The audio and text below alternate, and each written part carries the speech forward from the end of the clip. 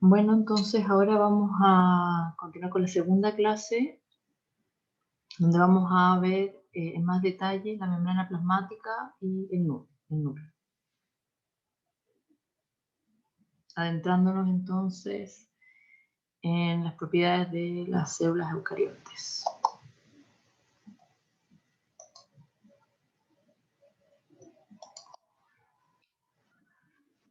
Bueno, la membrana plasmática también se le llama membrana celular, ¿ya? Y se encuentran todas las células y obviamente va a separar el interior de la célula del ambiente exterior.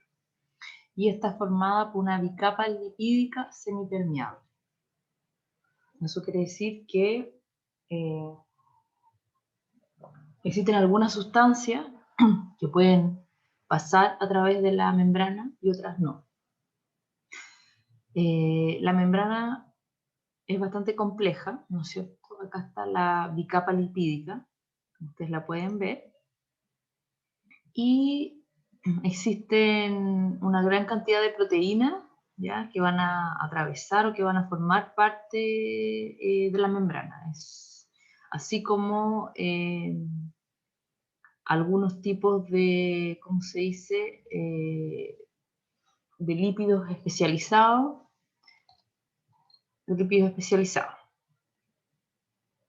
¿ya? Y bueno, la membrana obviamente está, como decíamos, va a ser la conexión, ¿ya?, entre el interior de la célula con su medio externo. Ustedes pueden ver acá, por ejemplo, moléculas de colesterol, ¿ya? A pesar de que siempre se habla mal del colesterol, el colesterol es una molécula prioritaria en la formación de las membranas. O sea, si nosotros no consumiéramos colesterol, no fuéramos capaces de producir colesterol, dijéramos, no podríamos vivir. Bueno, la composición química la composición química de la membrana plasmática está compuesta, como decíamos, por una doble capa de fosfolípidos. Además tienen proteínas unidas no covalentemente a esta bicapa y glúcidos, que son tipos de hidratos de carbono, ¿ya?, unidos covalentemente a los lípidos o a las proteínas. Con respecto a las uniones covalentes o no covalentes, ¿ya?, son tipos de uniones que se dan entre las moléculas, y las uniones covalentes son uniones muy fuertes que son difíciles de romper. Entonces, cuando una molécula está unida covalentemente, ya es mucho más estable, y para romperla entonces se requiere una gran cantidad de energía. No ocurre lo mismo cuando se está unido de manera no covalente, o no covalentemente, como se dice. Entonces eso quiere decir que vamos a tener, por ejemplo, proteínas unidas no covalentemente. Eso quiere decir que van a tener la capacidad, ¿no es cierto?, de formar parte de la membrana, pero como la unión no es tan fuerte, van a poder salir o dejar de ser parte de la membrana sin, por ejemplo, romperla. Ya, si nosotros quisiéramos romper una unión covalente, probablemente afectaríamos la estructura de la membrana. Entonces, vamos a tener que la principal molécula van a ser los fosfolípidos, pero no van a ser los únicos tipos de lípidos que van a estar presentes en la membrana. Sin embargo, los fosfolípidos van a ser los que van a formar, ¿no es cierto?, la bicapa y los que van a producir, los que van a formar la principal estructura. Tenemos otros lípidos como los glicolípidos, bueno, fosfolípidos porque tienen grupo fosfato. De los glicolípidos, glico siempre se refiere a carbohidratos, a moléculas del carbohidrato. Los esteroles son otros tipos de lípidos. Entonces es importante, existen varios tipos de lípidos que forman parte de la membrana. Los fosfolípidos son los que forman dijéramos, la membrana o la parte estructural de la membrana. Y es importante que ya ver que cada especie, tejido, célula y organelo tiene una composición de membrana característica, tanto como para los lípidos como para las proteínas de membrana, y que va a responder a las necesidades funcionales de esta membrana. Ya, todas las membranas entonces están formadas por esta doble capa de fosfolípidos, pero después los otros tipos de lípidos que tienen la cantidad de esos tipos de lípidos que tienen, las proteínas y todo, eso va a ir variando mucho de membrana, o sea, de célula a célula, ¿ya? Y eso va a estar relacionado, obviamente, con la función celular que va a tener, que puede ser muy diferente y muy específica, entonces va a requerir de ciertos elementos. Una cosa muy importante con respecto a la membrana, ¿ya? Como decía, entonces está formada por estas bicapas, son 2 capas, ¿ya? Y los fosfolípidos van a estar formados por una cabeza hidrófoba, eso quiere decir que van a atraer las moléculas de agua, versus una cola hidrófoba que la van a repeler. Entonces, al estar formado así, le va a dar una estructura natural, porque el medio extracelular, ¿no es cierto? Y así como en el medio intracelular, en el citosol, en ambos dos medios existe agua. Entonces, de esta manera permite que naturalmente estas moléculas de fosfolípidos ya dijéramos, se coloquen con la zona y la cola hidrófoba hacia el interior, ¿ya? Y la parte hidrófoba hacia el exterior o hacia el interior del citoplasma, ¿no es cierto? En contacto con agua.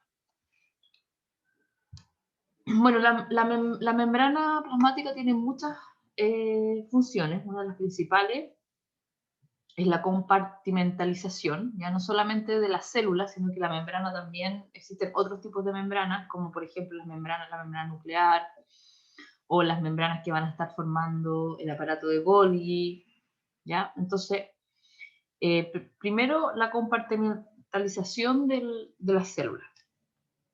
También está encargada de proteger a la célula de agresiones externas, el mantenimiento de la presión osmótica. Cuando veamos en unas diapositivas más adelante, transporte, vamos a tocar este tema en más detalle. Control del intercambio de moléculas entre el interior y el exterior, ¿ya? Mediante su permeabilidad selectiva. Entonces, esto es una de las funciones más importantes porque permite, ¿no es cierto?, que la célula, por un lado, dijéramos, esté protegida, pero no esté aislada, ¿ya? Entonces la célula, a través de la membrana, puede intercambiar con su medio externo moléculas selectivamente. Reconocimiento y transducción de señales externas. Dijimos que en la membrana existe una gran cantidad de proteínas, ¿ya? Y existen proteínas que van a atravesar la membrana, pero también existen proteínas que van a estar en una sola de las partes, en una sola parte de la bicapa, ¿ya? Y que van a, por ejemplo, tener una cara hacia el citoplasma u otras hacia el citosol. O sea, quiero decir, disculpe, el medio extracelular. Y entonces, a través de esas proteínas, ¿ya? La membrana, dijéramos, puede reconocer y enviar señales externas que pueden, obviamente, activar diferentes vías metabólicas, etc. Establecimiento de interacciones intracelulares o componentes de la matriz celular, ¿ya? También esto es bien importante, nosotros cuando vemos en una placa de Petri vemos las células aisladas, sin embargo los organismos, las células no están aisladas, sino que están formando, ¿no es cierto?, están interaccionando unas con otras de tal manera de poder formar órganos. Los órganos no podrían existir, dijéramos, si las células a través de su membrana no pudieran comunicarse ni generar interacciones con otras células. También puede catalizar algunas reacciones ya llevadas a cabo proteínas de membrana especializadas, y también determinan la forma celular y condicionan la motilidad de los procesos de secreción y endocitosis. Bueno, acá vamos a hablar un poco del modelo del mosaico fluido. Bueno, este es un modelo de la estructura de la membrana plasmática propuesto en 1972. ¿Y qué es lo que pasa? Que durante mucho tiempo se sabían los componentes de la membrana, se sabía que formaban lípidos, que habían proteínas, sin embargo no se había propuesto cómo realmente funcionaba la membrana, ¿ya? Porque es extremadamente compleja. Entonces, ellos proponen este modelo donde dicen que los fosfolípidos se disponen, ¿no es cierto?, formando esta bicapa, situados con sus cabezas hidrófilas hacia el medio externo o hacia el citosol y las colas hidrófobas dispuestas en empalizada, ¿no es cierto?, de tal manera de que las colas hidrófobas queden lejos del agua, ¿ya? Pero esto le va a dar toda una estructura muy estable a esta membrana plasmática, la membrana plasmática. Bueno, las proteínas se van a intercalar en esta bicapa de lípidos, ¿ya? Y dependiendo de las interacciones con las regiones, ya van a existir 3 tipos de proteínas según la disposición en la bicapa. Entonces vamos a tener proteínas que van a ser integrales o intrínsecas, por ejemplo acá, ¿ya? Estas proteínas integrales. Vamos a tener glucoproteínas y proteínas periféricas o extrínsecas, por ejemplo, periféricas. Cuando yo les comentaba en la primera parte de que había proteínas, por ejemplo, que van a estar unidas covalentemente, aquí tenemos ejemplos, estas son las proteínas intrínsecas, por ejemplo, están unidas covalentemente, lo cual quiere decir que obviamente no son parte integral de la membrana y no van a cambiar, ¿no es cierto?, ni de su ubicación, ni se van a salir. Si nosotros quisiéramos eliminar una de estas proteínas, ¿no es cierto?, tendríamos que romper toda la membrana. ¿Ya? Bueno, estas proteínas pueden ser covalentes o no, y obviamente son más sencillas de mover y eliminar en caso necesario. Por otro lado, tenemos los glucolípidos, ¿ya? Que vamos a tener muchas cadenas de carbohidratos que van a salir, tanto de las proteínas, ya existen las proteínas que van a tener, dijéramos, cadenas de carbohidratos, pero también otros lípidos que van a tener, o sea, esto por ejemplo es un ejemplo de una glucoproteína. Ya gluco entonces, o glico siempre se refiere a carbohidratos, ¿ya? A que tienen entonces carbohidratos, carbohidratos pegados, por ejemplo.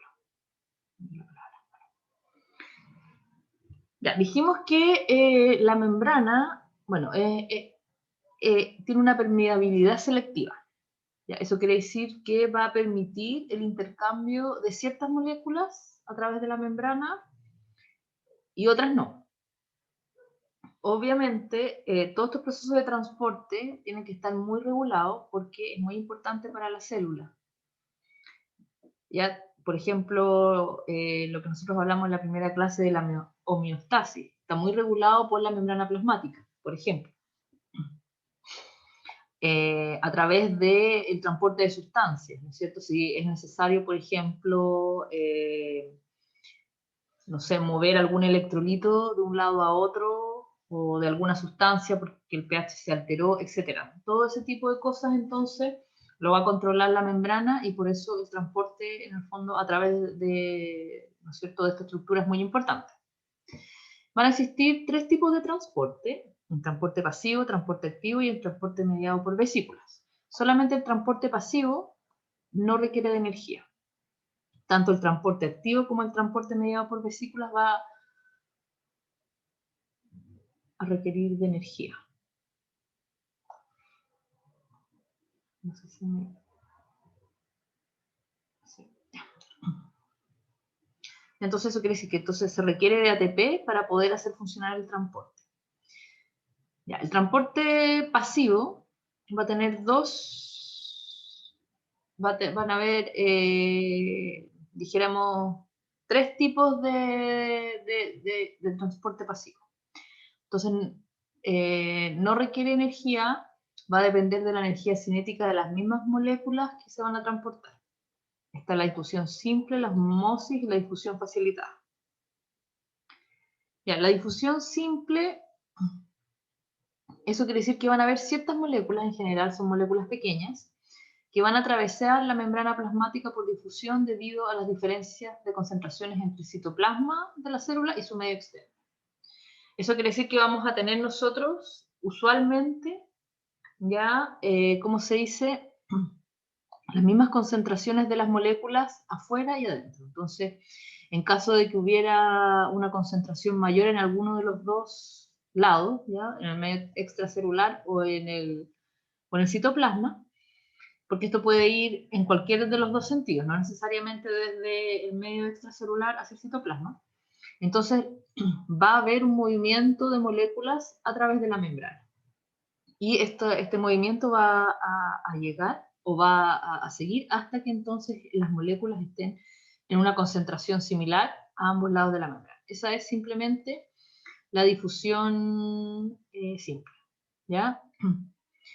Y por ejemplo, oxígeno, dióxido de carbono, algunas moléculas solubles en lípidos que sean pequeñas en general. Siempre son moléculas pequeñas las que van a pasar entonces a través de la membrana. Ya, la osmosis. La osmosis es un tipo de, podríamos decir, de difusión facilitada, pero como es muy importante, ¿no es cierto?, tiene dijéramos, un nombre específico para este tipo de transporte, ¿ya? Es un transporte pasivo. Eso quiere decir que el agua entonces se va a difundir a través de la membrana, ¿ya? De una región donde esté más concentrada a una región donde lo esté menos. Es importante saber que las células no tienen control sobre la osmosis. La célula no tiene control, o sea, la difusión facilitada, ¿cómo se dice? La difusión simple, quiero decir, disculpen, no tiene control la célula, ¿no es cierto? Porque va a depender de la gradiente de concentración de las moléculas. Entonces,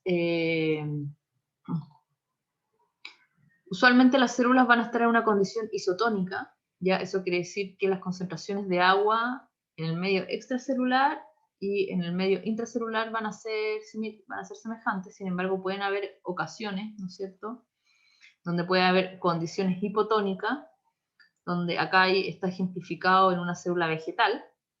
La célula vegetal lo que tiene sí es que no se puede reventar. Una célula animal, ¿no es cierto?, en una condición hipotónica con exceso de agua podría, ¿no es cierto?, perder su estructura. Y después tenemos la condición hipertónica donde el agua se elimina entonces y hay muy poca agua dentro de la célula.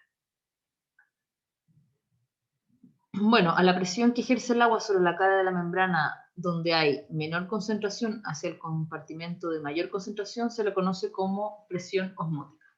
Y usualmente esto obviamente es muy importante, la presión osmótica es muy importante para todas las células, ¿ya? Y para el correcto funcionamiento, entonces, Ya. Este otro tipo de transporte pasivo es la difusión facilitada. La difusión facilitada ya utiliza proteínas transportadoras.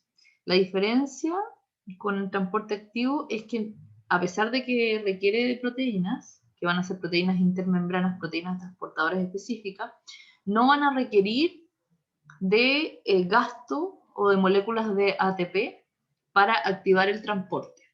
Eso quiere decir que en el fondo se va a producir un cambio conformacional de la estructura de la proteína cuando ¿no es cierto?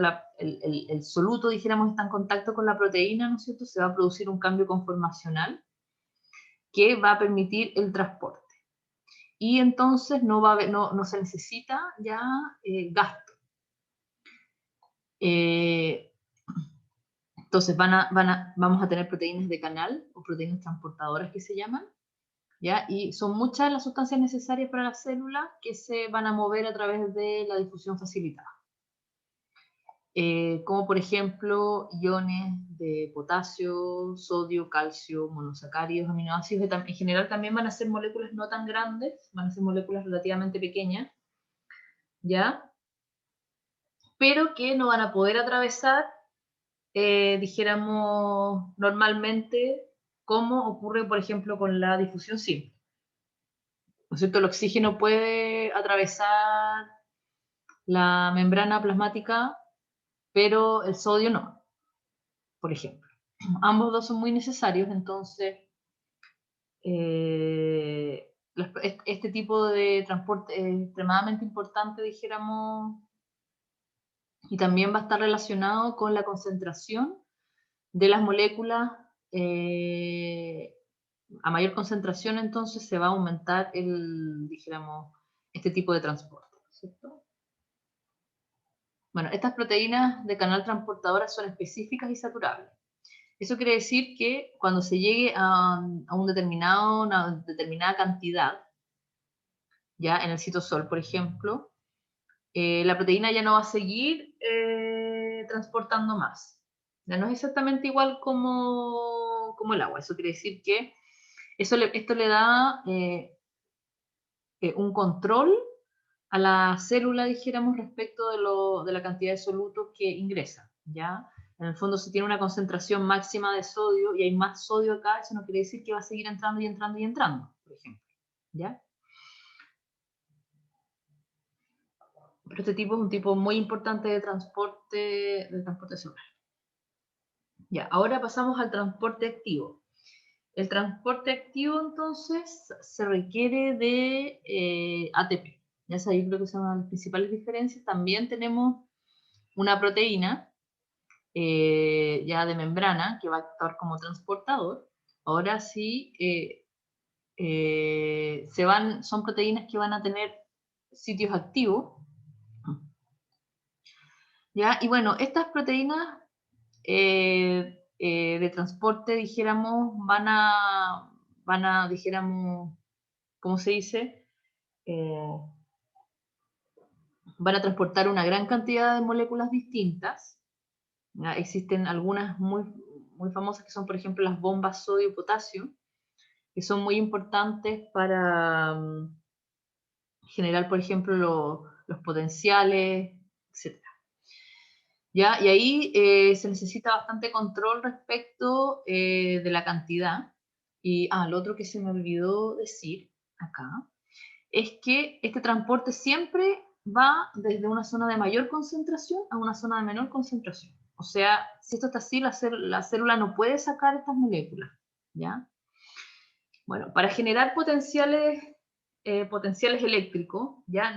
Muchas veces se necesita que haya una gran concentración a un lado de la membrana y una muy baja concentración de la otra molécula. Entonces, lo que permite hacer el transporte activo es mover moléculas en contra de los gradientes de concentración, ¿ya? Y para eso entonces se necesita ATP. Y de esta manera entonces se puede generar, por ejemplo, ¿no es cierto? Se puede mover potasio de una zona donde hay menos potasio, donde hay más, porque igual se requiere que haya más potasio aún, por ejemplo. Entonces ahí vamos a necesitar por ejemplo, una bomba sodio-potasio que sea activada a través de la ATP. Entonces por eso, ya.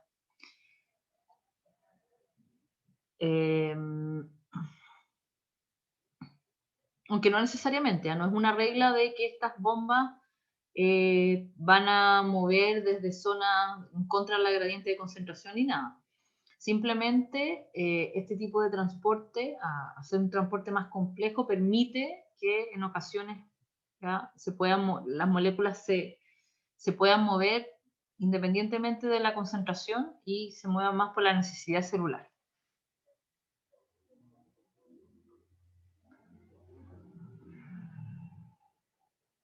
Bueno, y también tenemos el transporte mediado por vesículas.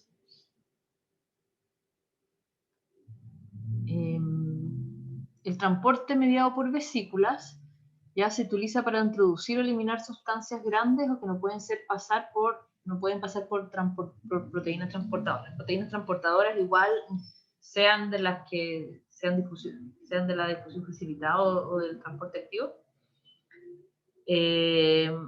Van a tener un tamaño máximo de moléculas que van a requerir pasar. Sin embargo, van a haber una gran cantidad de moléculas, por ejemplo, desde hormonas y un montón de cosas que necesitan atravesar por la membrana y que no pueden pasar por proteínas transportadoras.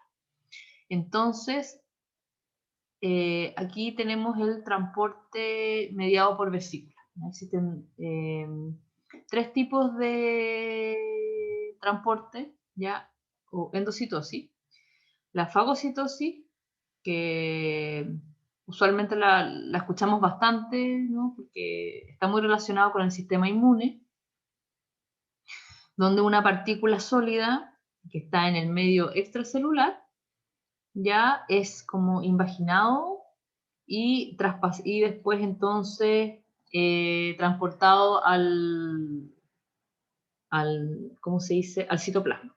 También tenemos en la otra dirección, tenemos vesículas, por ejemplo, que pueden tener hormonas generadas, ¿no es cierto?, vesículas que van a provenir del retículo endoplasmático, por ejemplo, o del aparato de Golgi, que van a tener, no sé, hormonas específicas, ¿ya? Y la manera de transportar esas hormonas específicas es a través también de este transporte, y ahí se lo conoce como pinocitosis. ¿Ya?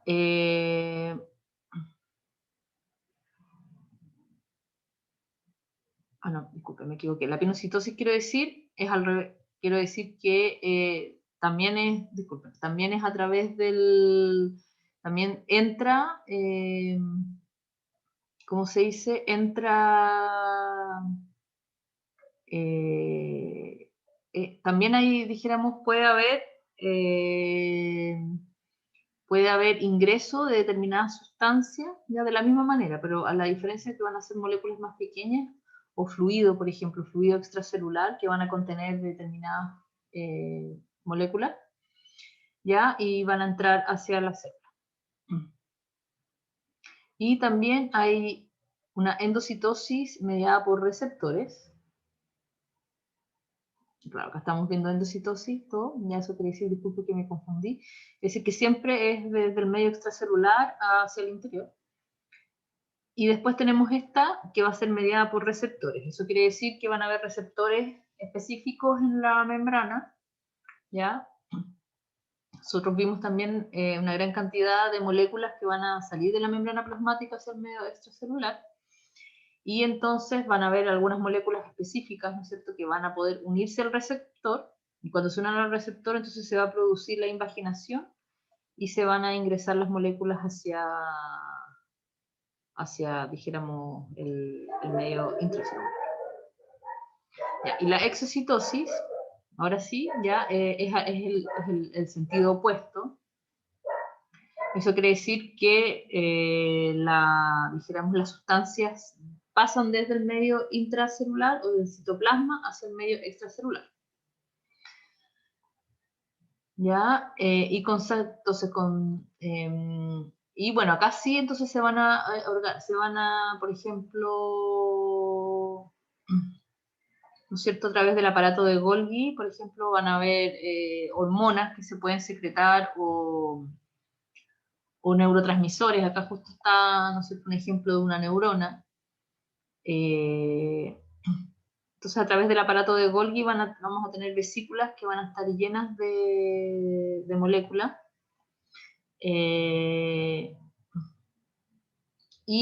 Bueno, en este caso van a haber receptores de la membrana plasmática que van a permitir entonces que se libere el contenido de estas vesículas. Como el aparato de Golgi, la membrana del aparato de Golgi es muy parecida a la membrana plasmática, ¿ya? Provienen o sea, dijéramos, el retículo endoplasmático y el aparato de Golgi son invaginaciones de la membrana plasmática hacia el interior de la célula, entonces están compuestas de los mismos, no exactamente igual, ¿no es cierto?, porque tienen algunas diferencias, pero también están compuestas por una bicapa de fosfolípidos. Entonces eso quiere decir que estas membranas, ¿no es cierto?, esta vesícula que viene del aparato de Golgi puede unirse a la membrana plasmática, fusionarse a la membrana plasmática y liberar el contenido. Y acá tenemos, se le llama secreción constitutiva. Después tenemos una secreción regulada. Acá tenemos un ejemplo, por ejemplo, causado por calcio. Ya vamos a tener ciertas sustancias que van a estar en el medio extracelular, por ejemplo, calcio. Eso, ¿no es cierto?, va a enviar una señal a través de la membrana plasmática para que, por ejemplo, se liberen unas, no sé, proteínas específicas que son necesarias para, ya, por ejemplo, para, no sé, degradar la sustancia o lo que sea. ¿Ya? Entonces, esa es la otra manera también a través del aparato de Golgi, entonces, vamos a tener estas vesículas que al tener, dijéramos, una composición muy similar a la membrana plasmática van a poder integrarse y liberar el contenido. En general, por este mecanismo, entonces se van a expulsar productos de desecho o sustancias que normalmente secretan, ya como hormonas o enzimas, que pueden ser útiles en otra parte del organismo. Es importante también recordar que la célula, ¿no es cierto?, está produciendo una gran cantidad de desechos, producto de su propio metabolismo, y obviamente esos desechos tienen que ser procesados y eliminados. Ya, eso era con respecto al transporte. Ahora vamos a pasar a hablar del núcleo. Vimos en la primera clase entonces que una de las principales características, o sea, la principal característica de la célula eucarionte es la aparición del núcleo. ¿Ya? Exactamente cómo aparece este núcleo, no, como les decía, no está tan claro ya al respecto cómo se produce entonces sería pues producir esta invaginación, ¿no es cierto?, de la membrana plasmática en un protoeucarionte o en una bacteria. ¿Ya? Y bueno, es interesante porque la envoltura nuclear es un poquito diferente a la membrana plasmática, ¿ya? Es un poquito más complejo entonces. Bueno, el núcleo entonces es el centro de control de la célula eucariote, ya que dentro de él está el material genético, el ADN, que va a dirigir, dijéramos, todas las funciones celulares. El ADN va a poseer la información necesaria para construir la célula y dirigir todas las reacciones químicas necesarias para la vida y la reproducción de la célula. La mayoría de las células eucariontes van a tener un núcleo, pero van a haber algunas que pueden tener dos o más. ¿Ya? ¿Por qué una célula puede querer tener más de un núcleo?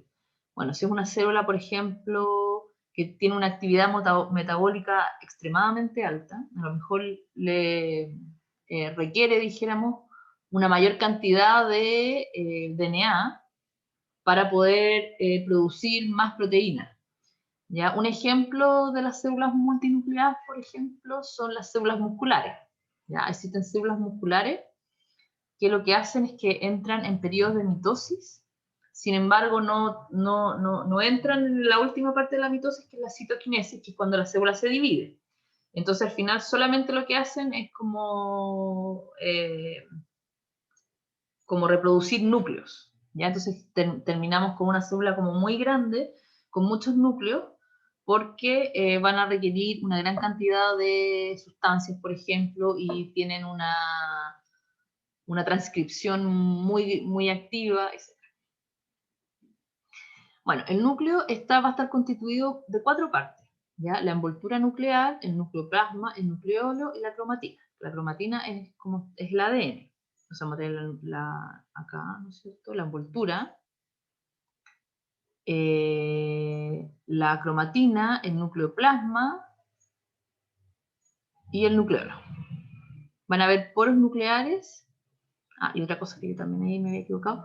El retículo endoplasmático ya proviene entonces de imaginaciones, no sé si se llaman imaginaciones, pero de el núcleo, de la membrana nuclear, por decirlo.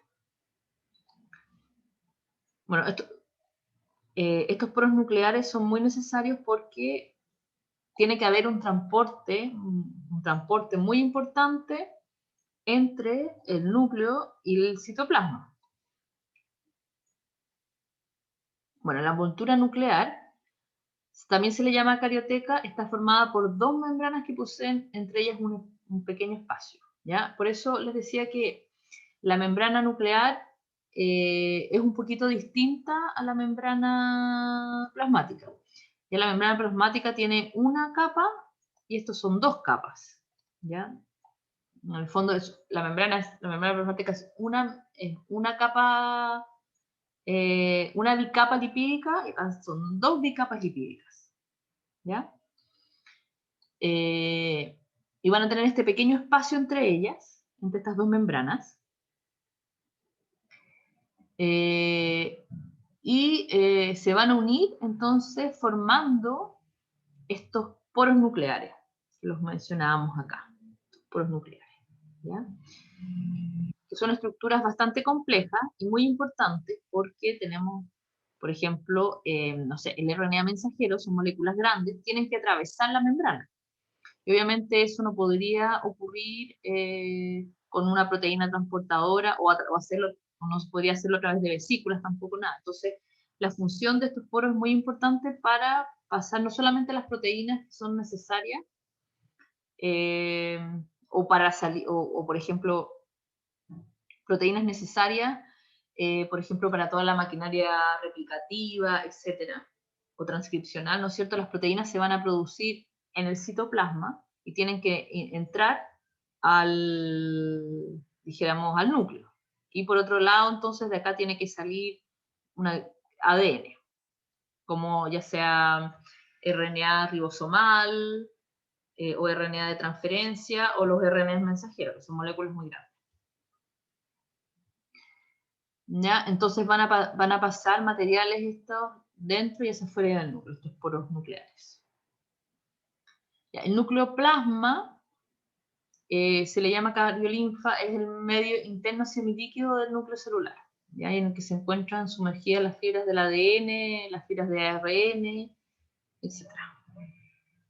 Es un líquido viscoso, ¿ya? Cuyo componente principal es el agua, y cuya función principal es permitir la ocurrencia de las reacciones químicas propias del metabolismo.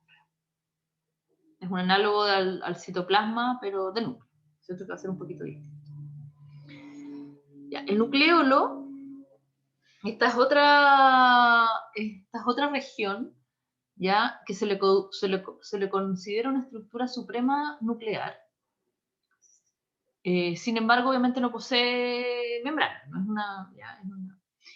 Y bueno, ¿qué es el nucleolo? El nucleolo, la función principal es la producción y el ensamblaje de componentes ribosómicos, ¿ya? Que están formados por proteínas y DNA ribosómicos.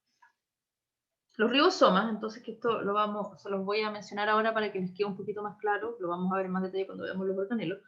Los ribosomas son unos organelos celulares que se encuentran en bacterias y en células eucarias, se encuentran en todas las células, y son los encargados de hacer la síntesis proteica, lo cual son organelos muy, muy importantes. Bueno, los ribosomas están formados por ARN ribosómico más proteínas.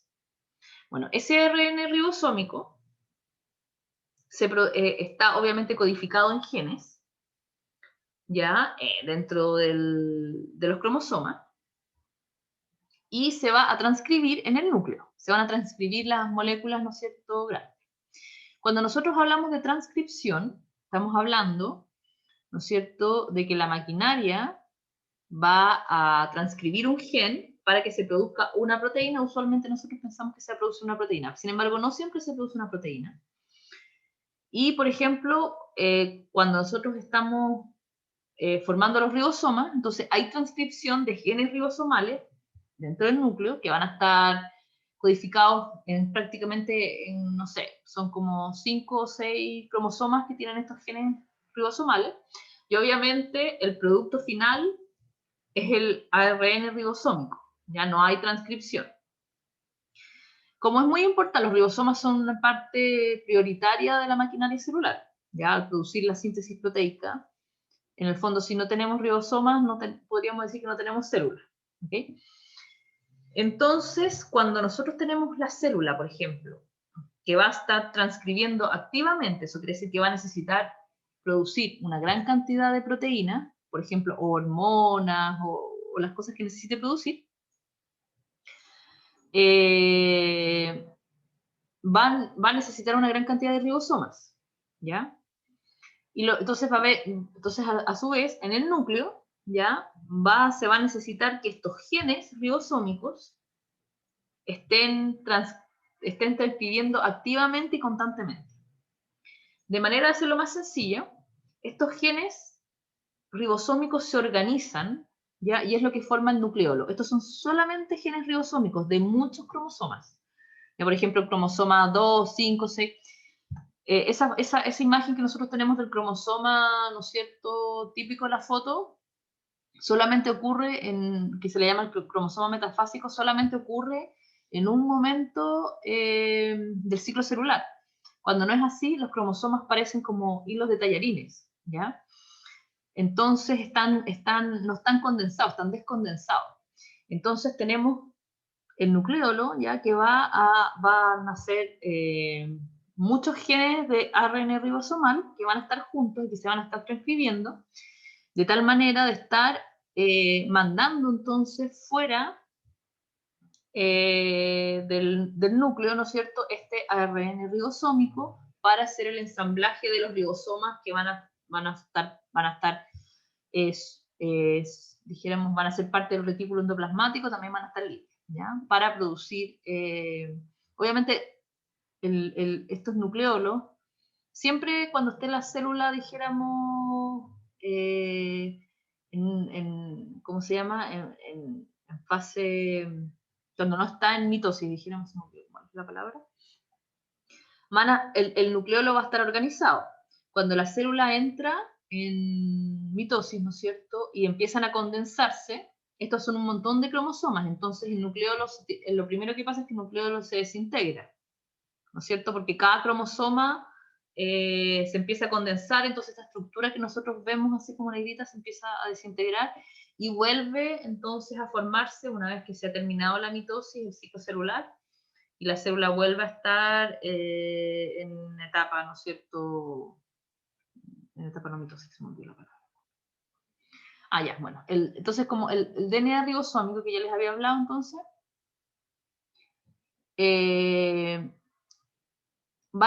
los ribosomas van a estar formados de... bueno, acá, disculpen, acá hay un gen típico de DNA ribosomal, ¿ya? Entonces van a tener estas estructuras que se les llama 18S y 28S porque es el peso que tiene el RNA mensajero, o sea, disculpen, el RNA ribosomal. Ya tienen esta 18S, este chiquitito 5.8S y este 28S. Estos son intrones, ¿ok? Este es un gen típico. Lo interesante de los genes ribosomales es que, como son muy importantes, están repetidos una gran cantidad de veces. No solamente están, mira, acá están, en los cromosomas 13, 14, 15, 21 y 22. O sea, en 5 cromosomas nosotros vamos a tener genes ribosomales. Estos 5 cromosomas van a ser los que van a estar formando este nucleolo, ¿ya? Y a su vez van a ser genes que van a estar repetidos una gran cantidad de veces. Porque imagínense si tuviéramos un puro gen y no podría ser, entonces no sé exactamente cuántas veces están repetidos estos genes, ¿ya?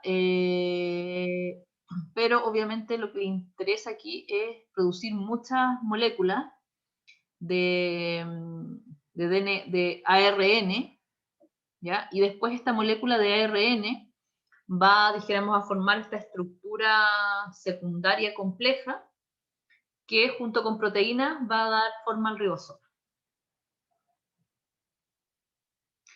Ya. Y la última parte del núcleo, no menos importante obviamente, es la cromatina o el ADN. Esta parte que nosotros miramos acá ya no existe en la naturaleza. Dijéramos. El ADN nunca está, dijéramos, libre. ¿Ya? Siempre está unido a proteínas. Y bueno, entonces, en realidad esto también ocurre en bacterias, dijéramos. Como decía, el DNA, como no se encuentra libre, existe como una formación o una asociación del DNA más proteínas. ¿Ya? Entonces en realidad esto es solamente para el dibujo. De aquí para acá es verdadero. Y eso también ocurre en bacterias. ¿Ya? A esta asociación de DNA más proteínas se le conoce como cromatina. ¿Ya? Entonces el ADN en realidad no existe como ADN en la célula, sino que existe solamente como cromatina. Dentro de la cromatina nosotros vamos a tener distintos niveles de condensación de esta cromatina. ¿Ya? El nivel menor de condensación es este de aquí.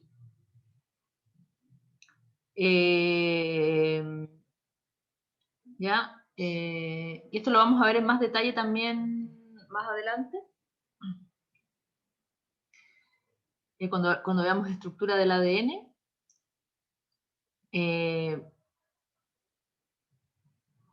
Entonces, bueno, acá vamos a tener estas estructuras que se llaman nucleosomas y van a estar formadas por unas proteínas que se llaman histonas, ¿ya? Entonces vamos a tener una cantidad de proteínas histonas y el DNA, dijéramos, se va, como está formado, como está acá, se va como a enrollar en estas proteínas histonas. Después estas proteínas histonas se van a enrollar en sí y después van a formar, dijéramos, agregaciones y esas agregaciones se van a enrollar en sí y así sucesivamente.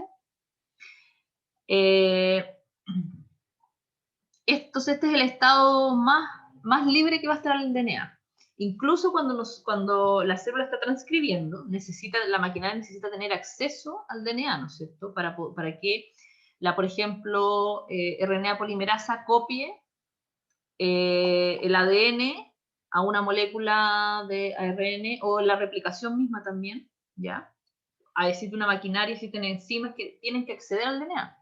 Sin embargo, el ADN nunca se suelta realmente, ¿ya? Y lo que pasa es que estas moléculas se mueven conformacionalmente como para dar espacio para que entre la maquinaria, dijéramos, a hacer la copia, ¿no es cierto? Y una vez que sale, la composición vuelve a... Entonces, en realidad, el ADN nunca jamás deja de estar pegado a las proteínas histonas. Está siempre, siempre, siempre pegado.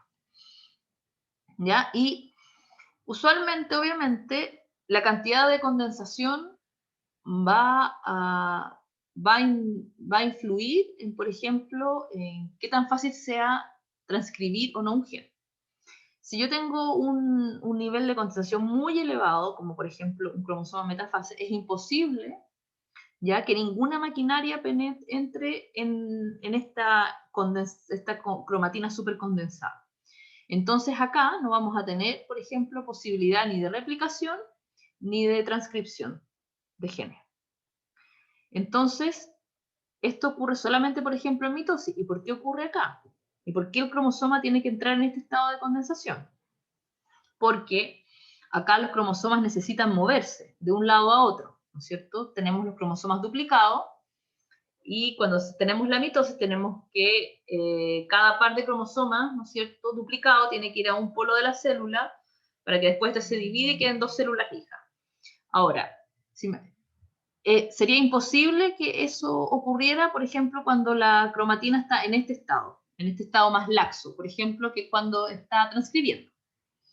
Entonces, esto es bastante dinámico, este proceso de condensación y descondensación de la cromatina, dijéramos, en el núcleo. Vamos a tener momentos en que la célula va a estar muy condensada, la cromatina, que el momento máximo es en la mitosis, en la etapa de la metafase, que esta es la típica foto que ustedes conocen. Y después de eso va a tener distintos niveles de condensación la cromatina. Y el estado más laxo, obviamente, va a ser cuando dijéramos, esté transcribiendo activamente los genes. Dentro de los mismos cromosomas, dijéramos, que nosotros cada cromosoma, vamos a tener zonas que van a estar más condensadas y zonas que van a estar menos condensadas. ¿Y eso también por qué? Solamente el 5% de todo el genoma que nosotros tenemos tiene genes. O sea, la mayoría del genoma no codifica para ninguna, ni proteína, ni RNA ribosomal, ni nada. Entonces, en el fondo, al tener dijéramos, al no necesitar transcribirse, esas zonas usualmente van a estar más condensadas. Entonces, dentro del mismo cromosoma, vamos a tener zonas que van a estar más condensadas y zonas que van a estar menos condensadas. Las zonas que van a estar menos condensadas usualmente van a tener una transcripción más activa. ¿Ya? Esto también lo vamos a ver más detalle, como les decía, cuando veamos la clase de ADN. Y esta era entonces la segunda parte de la clase con respecto a membrana plasmática. Y y el núcleo.